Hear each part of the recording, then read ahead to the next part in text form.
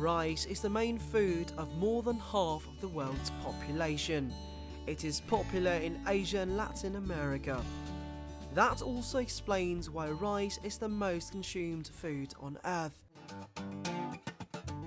With a population of more than 90 million people, Vietnam is a country where 100% of the people consider rice as their main source of food. Rice can be boiled or processed into rice paper, noodles, rice cracker, chung cake, rice vermicelli, liquor, etc. etc. Hello and welcome to another edition of Fine Cuisine. Now, rice farming is an integral part of the Vietnamese culture. Therefore, you can actually find its strong presence in the local cuisine culture here in the country as well. Now, you can find it in all forms and shades, but in this particular episode, we're going on a journey to Bắc Giang province to discover 3 of them. So, stay tuned. Bắc Giang is a province in northeastern Vietnam. With favorable soil condition, climate and water resources, Bắc Giang has many food specialties made from rice, including ghee rice cracker, rice noodles or damai vermicelli.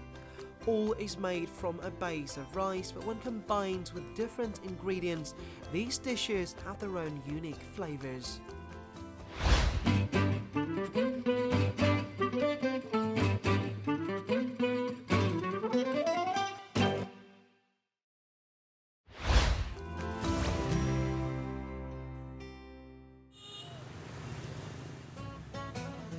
Anywhere in Bắc Giang province and you can find stores that sell stacks of different types of rice cracker.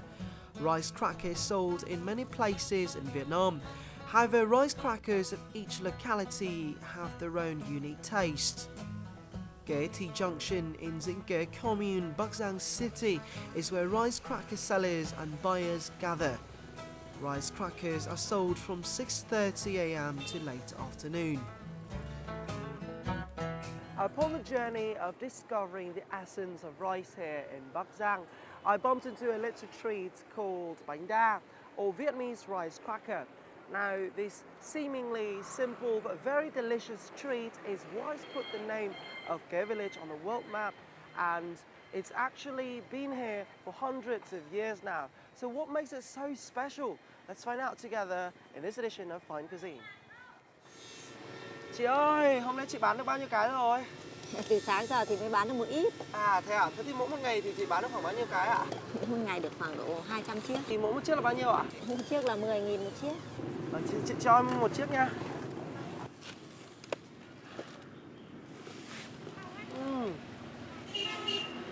Did not expect it to be this good. And I can't believe it's only just 50 cents.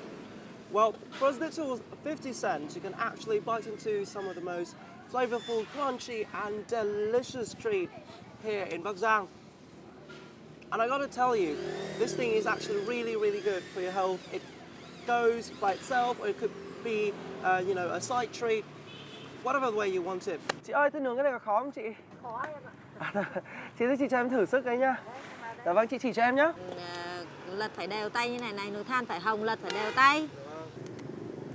Trông thế mà khó phết nhỉ chị nhỉ? Khó ấy. Quạt được cái bánh đa này nó là cả một kỹ năng, chứ không phải ai quạt được đâu.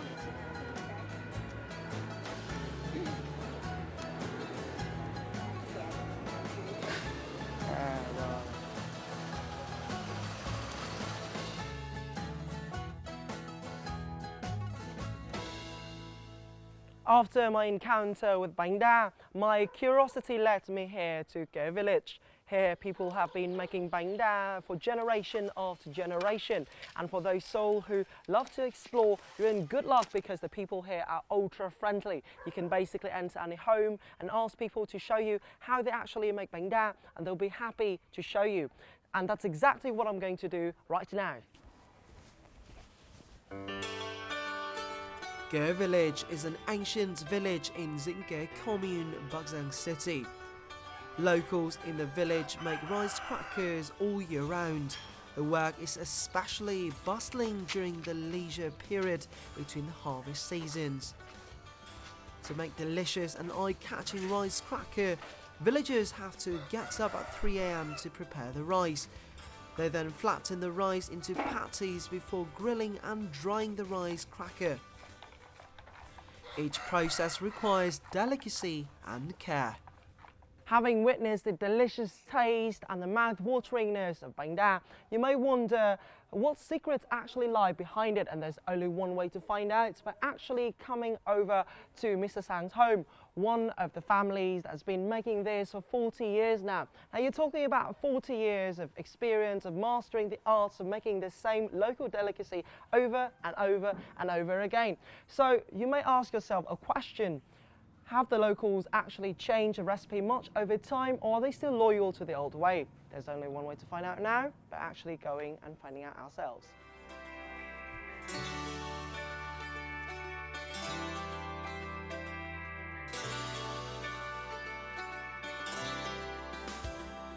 Chú Sáng ơi, hôm nay chú làm được nhiều bánh đa chứ chú? Chú cũng chả được nhiều. Qua 40 năm của chú thì chú có thấy là cái cách làm nó có thay đổi gì không chú? Ngày trước kia thì là người ta phải tráng bằng củi. Đấy, là phải tráng bằng củi chứ không có than. Đấy, mà xay thì cái cối nó cổ hủ, nó gọi là bằng tay cút kít tí tí thôi. Thế bây giờ thì tiến hóa nên là dần dần có than, dần dần bây giờ là có điện này. Thế còn cái công nghệ của nó tất cả là vẫn thế. Nó vẫn đúng này chứ. Có những cái loại bánh đa như thế nào và hương vị nó khác nhau ra sao hả chú? Đúng ra thì nó chỉ có 2 loại bánh đa thôi. Nhưng mà thời cổ thì có một loại nó gọi là ba, là loại bánh đa canh. Thế bây giờ là bánh đa mặn này, bánh đa ngọt này, bánh đa canh. Nó là 3 loại, nếu đúng ra nó là 3 loại bánh đa. Thế còn phụ thuộc theo tráng dày tráng mỏng là do giá cả. Đấy. Anh đặt bánh đa nhiều tiền thì tráng dày hơn, to hơn. Đặt ít tiền thì nó bé hơn, nhỏ hơn, nó chỉ thế thôi. Còn chất liệu như nhau. Rice flour,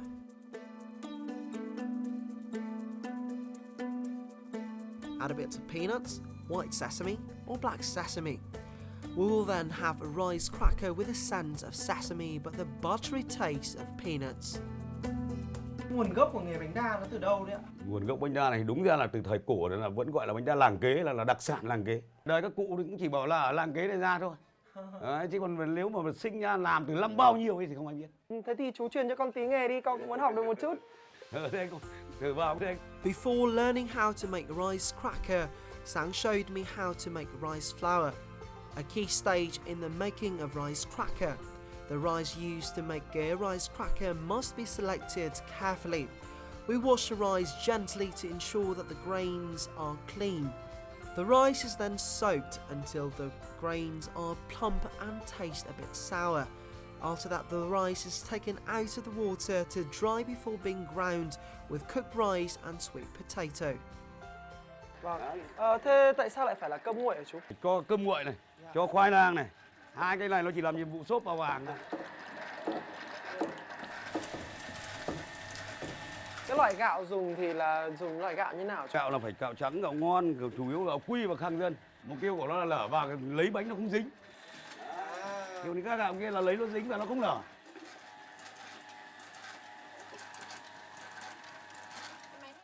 The rice flour is ready. Now it is time to steam the rice crepes, which will be later grilled into rice crackers. Cái tráng thì là đưa lên tản từ từ làm sao cho nó đều ra. Đấy, đều tròn ra. Thế là gọi là lượt một. Lượt một thì là người ta có thể đậy vung vàng, không đậy vung cũng được. Đấy. Thế khi đến lượt 2, đấy, lượt 2 người ta phủ lên.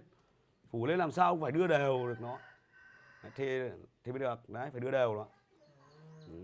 Thì khi đưa xong thì một tay phải biết nhúc lạc này, nếu một tay biết rắc vừng như này. Thế khi lượt 2 thì bắt buộc là phải đậy vung thì nó mới chín.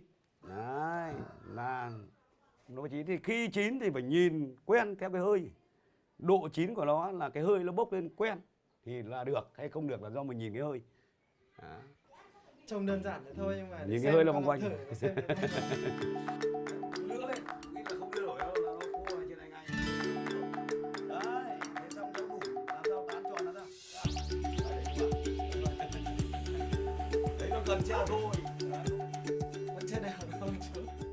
Seriously, it may have looked really, really easy from before, but it's actually so much harder. You actually got to come and try it all for yourself, man.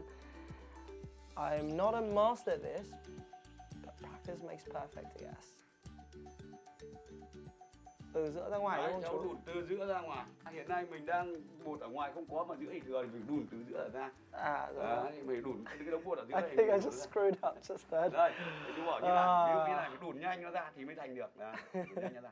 Không là nó khô ngay, giúp lạc cái tay ra vùng này ngay. Đấy, thì nó mới bám, là nó khô cái vùng này chắc nó không bám nữa. Đấy vậy. One thing I know for sure, a lot more practice is going to be needed. Trying really hard not to stop this.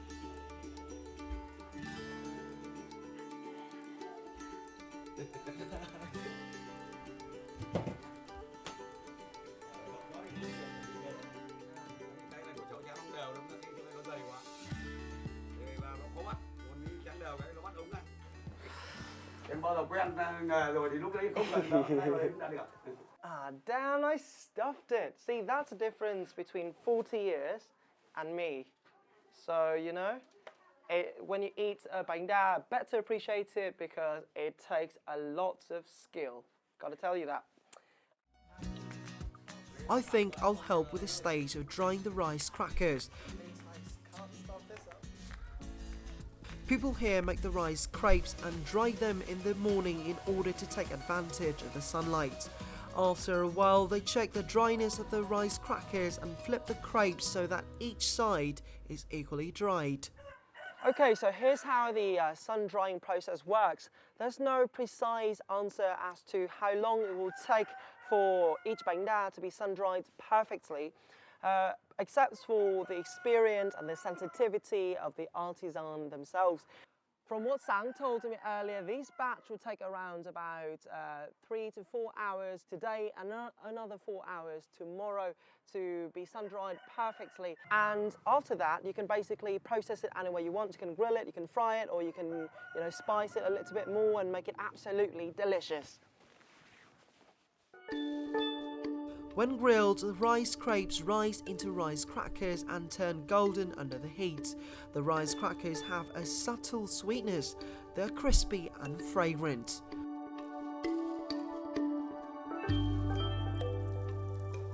Fried rice crackers are complemented with some dill in the stage of being steamed. These add a unique aroma to the crackers. According to Sang, there used to be another way of making rice crackers, but it is not used anymore. Cái bánh đa canh thì nó như này là vẫn cái bột này là của những người ngày xưa nghèo khổ, thì bắt đầu đi tráng xong rồi đi tráng lấy bấy ràng để phơi ra để mai có khi mình làm xong là không có cơm ăn là mình bẻ luôn bánh đa mà mình nấu, đun nước lên nấu như là kiểu người ta nấu mì bây giờ ấy. Nhưng mà nó khác là nó dai mà nó quấn tròn như tổ sâu. Đấy, thả vào bẻ ra, thả vào nước sủi nó quấn tròn tổ sâu. Thế là nhà nghèo là để ăn trưa không phải nấu cơm. So after a long and hard working day full of bánh đa, it's time to bask at the glory and actually enjoy the end product ourselves. And who better to enjoy that with but the man who makes them himself. Chú ơi, đến giờ ăn cơm rồi. Toàn bánh đa. Thưởng thức bánh đa kế. Rồi, bây giờ chú giới thiệu cho con những món bánh đa nào nhỉ chú nhỉ? Hiện nay là ta đang có 3 loại bánh đa. Một loại bánh đa này là gọi là bánh đa nướng. Loại này là gọi bánh đa rán. Còn loại này gọi bánh đa canh. Thế thời cổ là có bánh canh và bánh nướng. Thời bây giờ là có bánh đa rán. Đấy. Thì cái lớp trẻ bây giờ là hay thích ăn bánh đa rán này. Chấm với tương ớt. Thế lớp già này thích ăn cái này với cái này. Đấy, cháu thử ăn xem rất ngon. Chấm với nước mắm. Chấm với nước mắm. Đó. Thêm một tí ớt nữa vào thì càng ngon. Ngon thật. Mà cái này chấm vào cũng ngon. Cái loại này cũng chấm vào nước mắm. Đấy. Ăn với cơm thì rất ngon.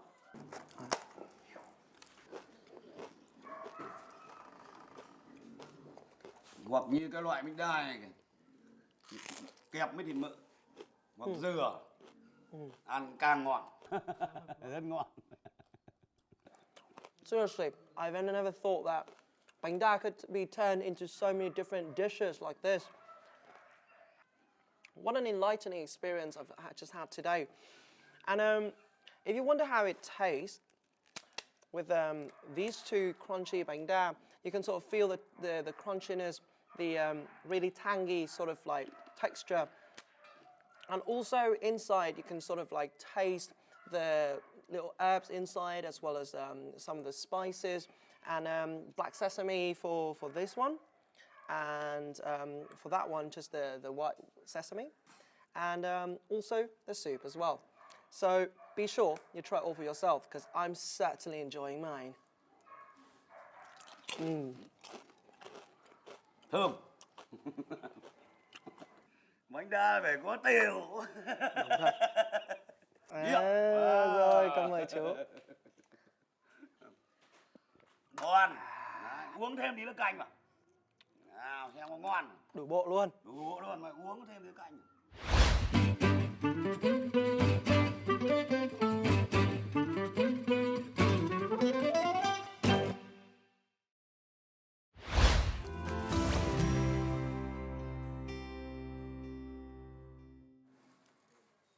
This is the second derivative of rice featured on our journey today. Now, unlike its other shade of rice, which is crunchier and full of flavors, this one is pure and also soft, but not any less tasty. People call it mi chu. So how does it transform from this into the final products? The answer lies right here, as we have come to our Mi Chu factory in Lục Ngạn district, Bắc Giang province, to give you just the answer you were looking for. Chu rice noodles are a product of Thủ Dưng village, an old village in Nam Dưng commune, Lục Ngạn district, Bắc Giang province, with years of noodle making tradition.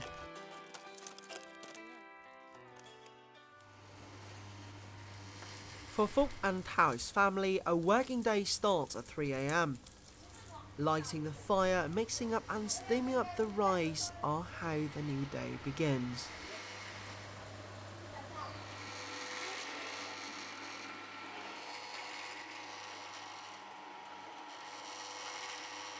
Một người đứng đầu máy, có một cái công đoạn là cứ mình ra bột ở cái lồi đấy, mình cho ra bột qua một cái lồi, hai cái lồi hơi nước đấy, nó qua cái bộ hơi nó chín, nó truyền như một cái băng tải truyền đấy, thì nó truyền ra là cái bánh chín, thì người đầu ngoài, đầu dưới, từ đầu lò này đến đầu kia thì là cái người đầu ngoài, dưới kia là lao giàn.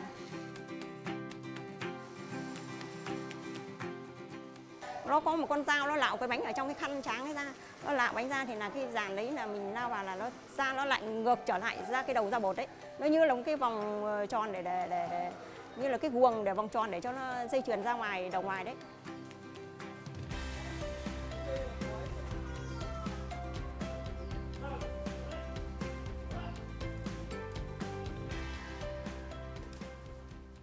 Tráng bánh cũng như ta nấu một nồi cơm ngon. Nếu như mình không thực hiện tốt các khâu, từ khâu nước pha, từ lúc pha bột tạo ra cái bánh, để tạo ra cái bánh. Cái thứ hai nữa là cái nhiệt để làm chín cái bánh cũng rất quan trọng.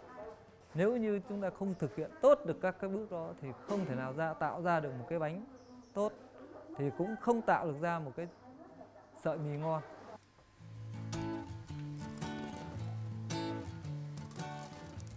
All the rice mixture has to be steamed up within daytime to take full advantage of the sunlight to make it dry.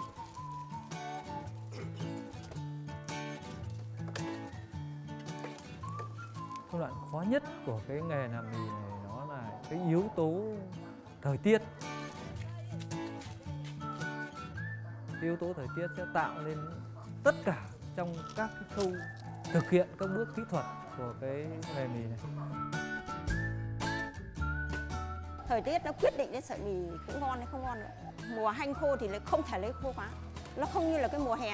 Mùa hè có thể là mình lấy cái bánh có thể khô hơn một tí. So what can be seen as good rice noodles? Cái sợi mì ngon ấy, thả vào nước cái mình gắp sợi mì lên, nó không được lát mà nó không được gãy, mà nó cứ dẻo cái sợi mì này mà ăn mềm, mà để khoảng 10 phút không bị lát. Muốn làm được một cái sợi mì ngon do cái hạt gạo của Lục Ngạn mang lại, thì từ cái khâu tuyển chọn cái hạt gạo chất lượng của đất Lục Ngạn sản xuất ra cho đến khâu chế biến, từng khâu chế biến một nó phải có một quy trình nhất định. Riêng cái mì trũ của nó là phải làm cái công trình thế, nó khác hẳn với các loại mì khác. Là mình phơi bánh khô xong mình lại phải cho vào nước trần, bởi vì nhúng qua nước. Nhúng làm sao cho vừa tầm không bánh bị lát mà cũng không bị khô, không bị ướt. Xong cho vào ủ thì mới thái sợi mì nó mới mềm, mới thái cái sợi mì ra nó mới được bảo đảm nó không bị gãy, không bị lát. Like hundreds of families in Lục Ngạn district, Phúc An Thau's household has preserved the traditional method of making rice noodles for 30 years. They believe these methods are key to attaining strands of noodles that are elastic, fragrant and delicious.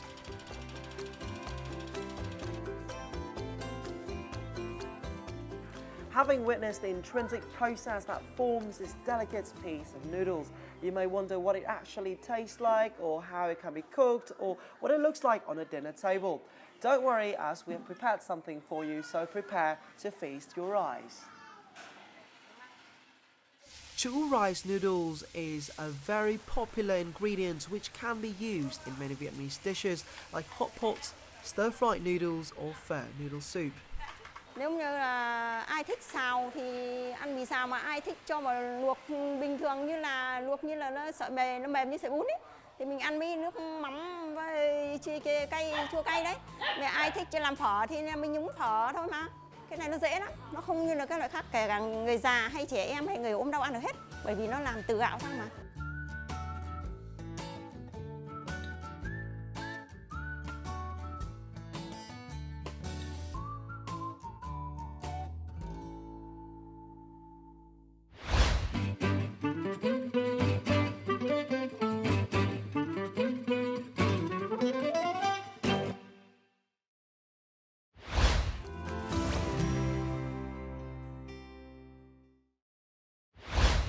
So it is roughly about 1 a.m. here in Damai village. And okay, I got it. You might be wondering why I'm out here this early in the day. Well, it is the time when the local villagers wake up to make some fresh, new and yummy vermicelli to be shipped out in the morning. And they've been doing this for 200 years now, which is pretty insane, but definitely not for these guys. And I'm lucky enough today to meet a 6th generation vermicelli maker named Thắng. So what are we waiting for? Let's dive straight into the excitement.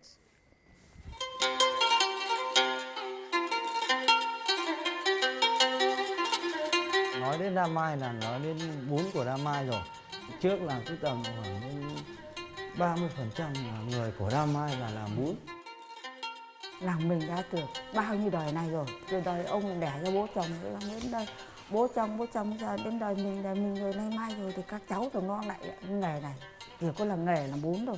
Trước đây thì các cụ cứ nói là đít Đa Mai vai thằng đỏ, tức là đít Đa Mai thì xay bột, xay vào cái cối cái quay này.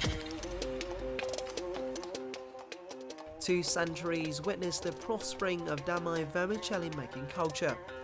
While the technology has changed, the famous formula and taste remain the same.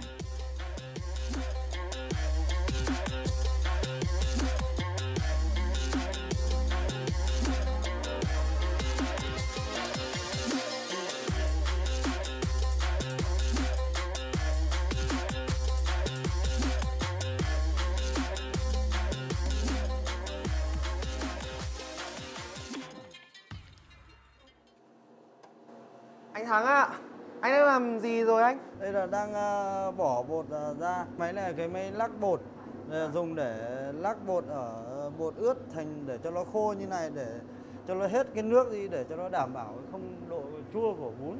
Mỗi một lần lắc này nó tầm độ khoảng từ 2 đến 30 phút. Ngày xưa là cũng dùng vải như này, nhưng mà ép bằng đá, lén bằng đá để cho nó hết nước, nhưng mà vì là lén bằng đá, nó lén thủ công cho nên nó không khô kiệt được như bây giờ. Bây giờ là nó khô kiệt, nó tơi như thế này, cho nên nó không còn nước nữa.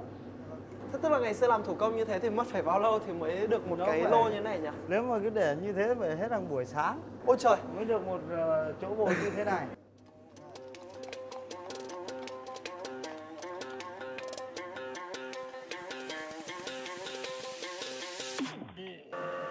Rồi em vừa xong được cái đầu bên rồi. Bây giờ anh em mình làm gì nhỉ anh nhỉ? Bây giờ là chú em cầm bột này em thả vào trong này cho anh để cho nó nhỏ cái bột này ra và nó dẻo bột để cho nó thành cái sợi bún nó dẻo dai. Xong là mình cùng với cái bột khô này mình cho thêm một tí nước vào để cho nó dẻo bột và nó mềm bột ra. Cái tầm cứ tỷ lệ nước là 2 cân bột này là tương đương với 1 cân nước. Ngày xưa công đoạn này rồi không có máy là toàn phải các cụ nhà mình là cứ phải làm bằng thủ công, giã bằng chân. Ôi trời. Đấy. Giã bằng chân thì là bao lâu mới Giã xong? bằng chân thì nó phải mất tầm độ 1 tiếng đồng hồ mới xong. Mà bây giờ chỉ mất có 10 phút.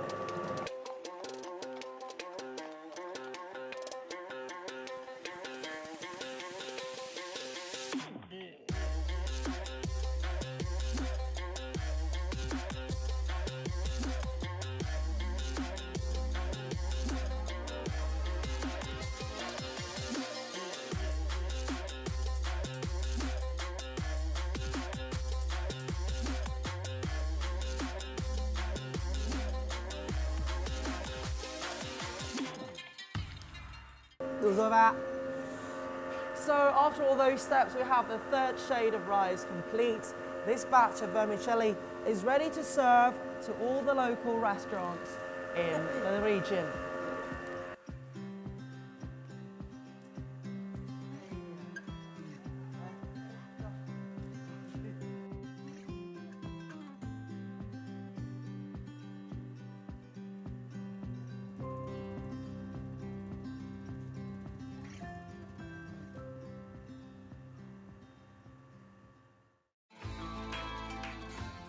According to Huang Thi Tao, there are many types of damai vermicelli.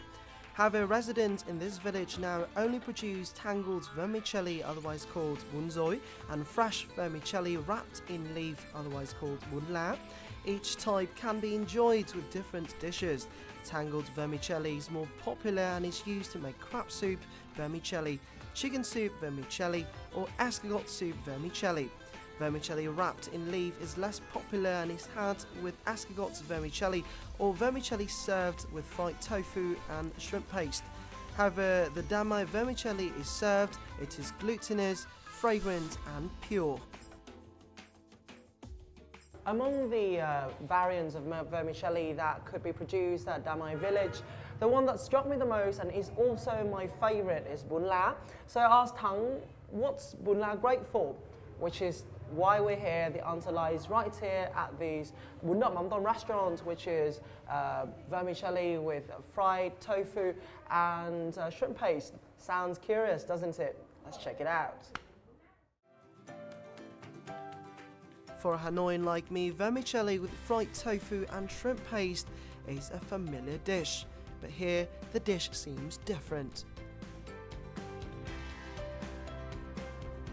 Ăn cái bún của Đa Mai này thì là nó sẽ bắt cái sợi bún nó dài ra như thế này. Xong rồi khi vào ăn ấy thì là người ta sẽ cắt từng miếng một nhỏ như thế này. Mà ăn cái bún của Đa Mai thì nó dẻo, nó dai, nó trắng, nó trong như thế này này. Ăn rất là ngon.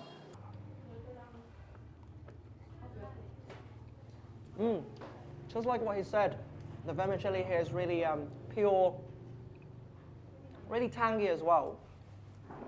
First, this is one of the most important parts of the dish. This is basically shrimp paste, a very special Vietnamese treat. It actually has a really strong smell. For those who are used to it, they love it. But for those who are not used to it, it could be quite a challenge. First, basically, I'll start by having some fried tofu with it, and I'll tell you the taste after this. Right. So, fried tofu has got some tangy and crunchy taste from the outside too, but the inside is really tender. Really nice taste. And next we'll have some boiled pork. Now, boiled pork is basically like any other kind of meat. It's got some really nice sort of pork smell too, but it goes perfectly with shrimp paste.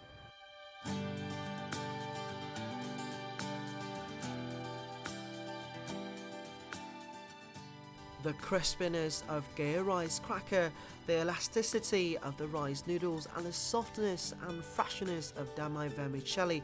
These are just some of the facets of rice that I want to share with you in this week's edition of Fine Cuisine. There are only 3 among the multitude of specialties made from rice in Bắc Giang as well as in Vietnam.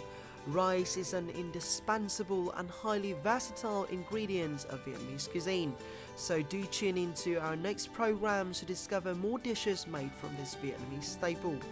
Thank you for joining us, goodbye and see you next time.